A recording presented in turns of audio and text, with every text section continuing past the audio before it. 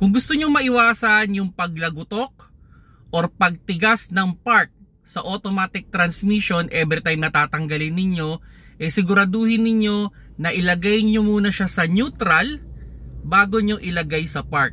Especially kung kayo ay nakapark sa isang inclined na location. Pero syempre, i-evaluate nyo rin yung inyong handbrake.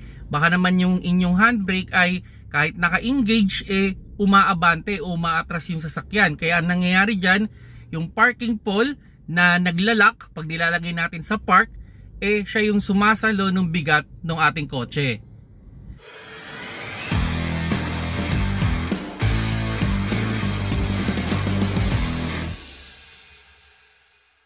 Hello mga paps, I'm Kuya Shane at may na-receive akong question na related sa automatic transmission.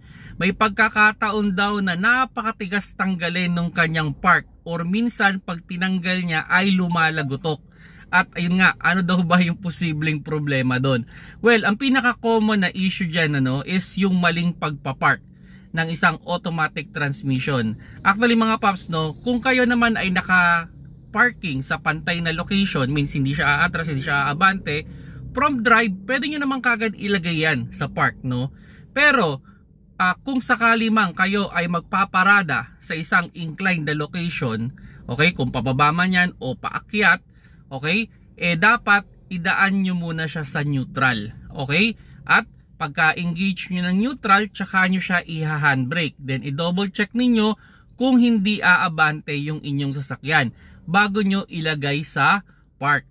Pero yun nga, pwede ring may problema kayo sa inyong handbrake. Kumbaga kahit naka-engage yung inyong handbrake, ang nangyayari dyan is yung parking pole, okay, yun yung parang locking mechanism ng ating transmission sa isang automatic transmission, siya yung sumasalo ng bigat ng sasakyan. Okay? Kaya ang nangyayari dyan is yun, tumitigas yung park. Kumbaga pag tinatanggal na natin, in-start na natin yung sasakyan, tatanggalin na natin siya sa park, dadalhin na natin siya sa reverse or drive, tumitigas. Or minsan naman pag tanggal natin, biglang lumalagotok, na parang nakakatakot, parang baka biglang maputol yung ating shifter, So yun mga paps, kumbaga proper pagpa-parking talaga ng automatic transmission. Again, kung kayo naman ay nakapark sa pantay na location, no issue from drive going to park. Pero kung kayo ay nakaparking sa inclined location, ay highly recommend, bawa from drive, okay? So ilagay nyo muna siya sa, syempre nakaapa kayo sa preno, ilagay nyo muna siya sa neutral, okay?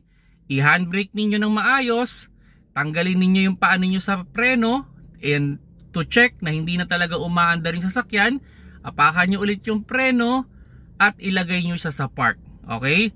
So yun lang yung process kung sakali man kayo ay magpa-parking ng isang automatic transmission para maiwasan ninyo yung pagtigas or lagutok ng shifter sa isang automatic transmission. Kung nagustuhan nyo yung video, paki-like na lang mga paps, at you can share this video especially sa mga new car owner na nagdadrive ng automatic transmission.